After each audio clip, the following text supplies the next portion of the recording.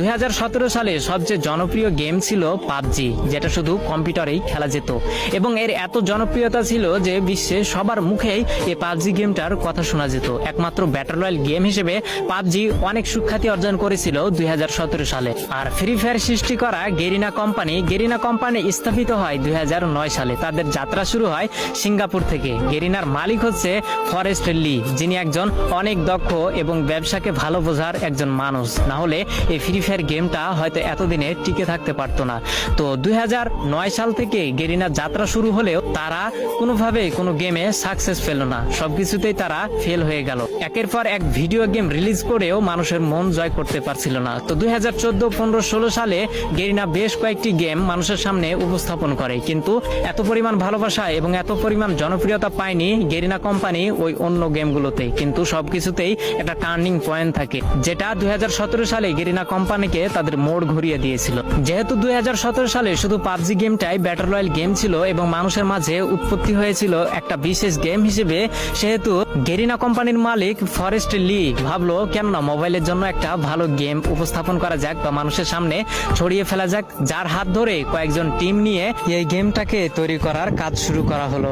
2017 সালে সর্বোচ্চ ব্যবহৃত গেম হচ্ছে পাবজি এবং সবার মাঝে জনপ্রিয়তা পায় পাবজি, কিন্তু কম্পিউটারের মাধ্যমে।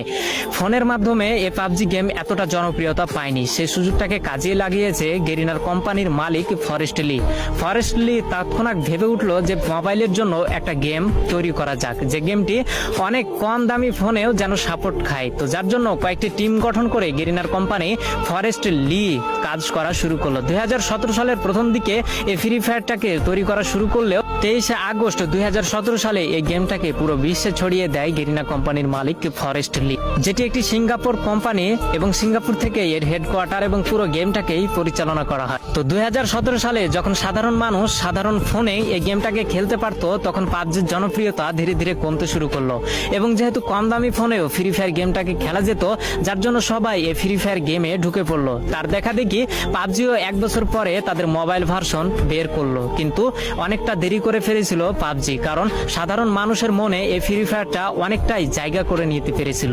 তো পুরো বিশ্বে ফ্রি ফায়ার গেম এমন এমন রেকর্ড গড়েছে যা হয়তো আগামী বছরে কোনো গেম এই রেকর্ডগুলোকে ভাঙতে পারবে না।